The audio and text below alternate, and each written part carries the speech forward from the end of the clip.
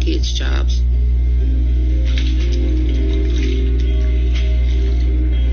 I try to wash myself as much as possible, but I get tired and I don't even want to move.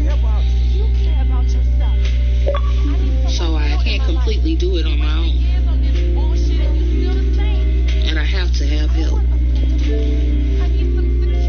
It's humiliating when you have to have someone reach certain spots that you can't do. It's hard. No. I feel like a child because someone has to help bathe me.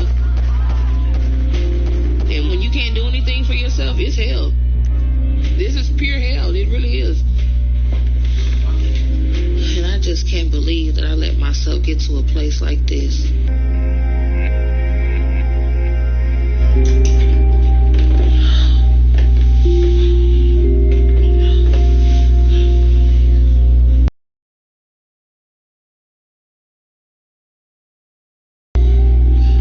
My body's taking over me. It's destroying my life. I feel like it's taking everything away from me. Everything. And I feel like I'm imprisoned in my own body. I do feel like a caged animal. I do. And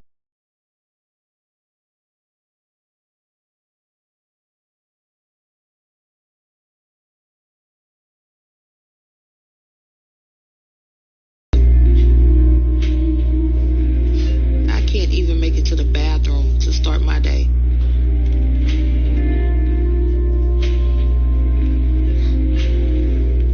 Something that's simple, using the restroom, it's a struggle.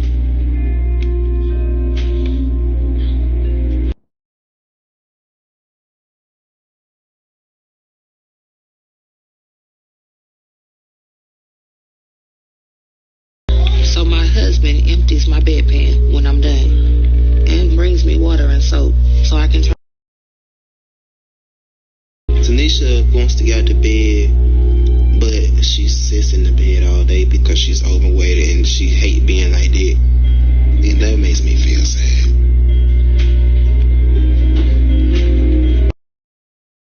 When I let help me, because I never want that to be my kids' jobs.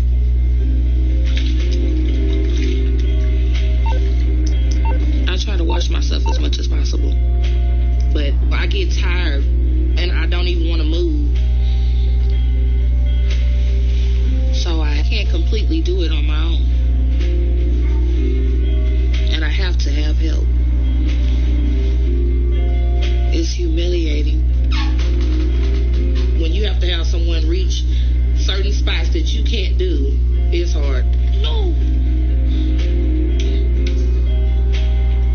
I feel like a child because someone has to help bathe me. And when you can't do anything for yourself, it's hell. This is pure hell. It really is. And I just can't believe that I let myself get to a place like this. I feel disgusted.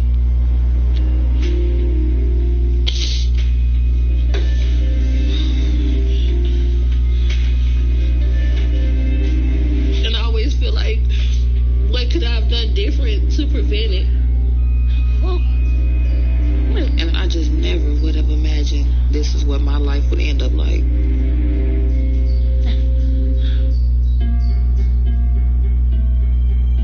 When I was really young, I didn't really struggle with my weight. But I didn't have a happy childhood. I never got to even have a childhood. My mom struggled with addiction to alcohol and drugs. And her boyfriend was a violent addict, and he would take his anger out on me. But I ended up moving to live with my grandparents. And I was happy for a bit, but it wasn't much better living with them. Because when I was 9, I was molested by my grandfather. And there was nothing I could do to stop it. It's Ram Truck Month. Hurry in for great deals on the trucks built to get more out of them. Get more power with the 540 horsepower Hurricane engine. Get more technology with innovations like trailer reverse guidance. And get more storage with the Rambox cargo management system. Hurry in and get more with Motor Trend's Truck of the Year during Ram Truck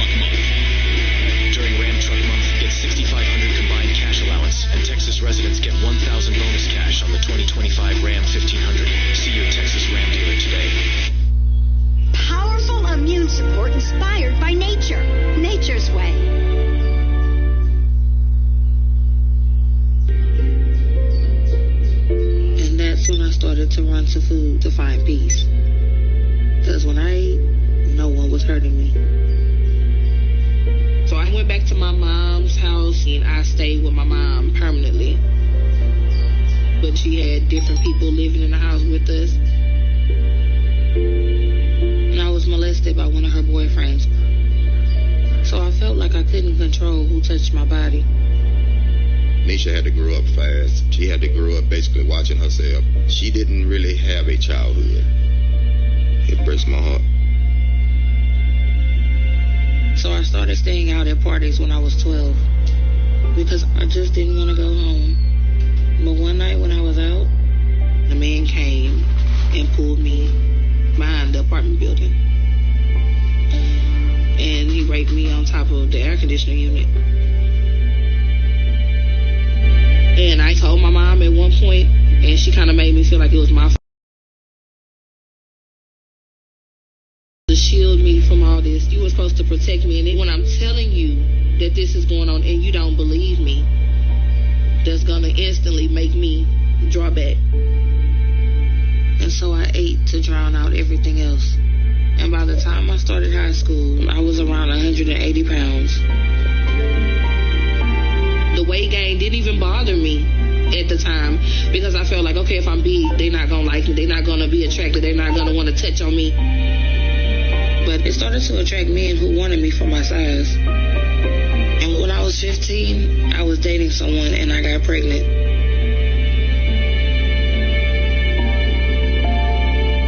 And during the pregnancy, I put on another 40 to 50 pounds and was around 220. And when I hit that weight, I was just disgusted with myself. So for the next few years, I was actually bulimic. And I lost around 70 pounds during that time. When I was 24, I got pregnant with my second baby. And as the pregnancy went on, I started to have a lot of complications. And I wasn't going to do anything to hurt my child. So I didn't force myself to throw up anymore. And I probably put on 100 pounds in the following few months. At 7 months into my pregnancy, things got so bad, I had to go on bed rest until the baby was born. My weight just went out of control. And I found myself at 25, over 500 pounds. And I was so depressed because my body was worse than ever. So I couldn't get up, and I stayed bedridden for a while. And I kept eating and gaining. So I only saw one way out, and that was to kill myself. So I swallowed a bunch of pills. But as soon as I did, I regretted it and made myself throw up.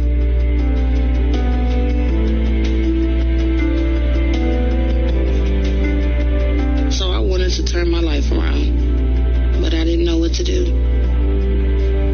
So I gave my life over to God, and I relied on Him during this time. And I was able to start to get up and move around. And then things started to get a little better when I met Troy in an online chat room.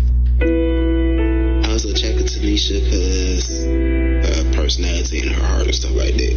That's what I really fell in love with. So the size, I didn't see that. But she still could just move around, bathe herself like she wanted to, and cook when she wanted to, stuff like that. 9 months into our relationship, he proposed. So we got married, and he's been there for me and the kids ever since.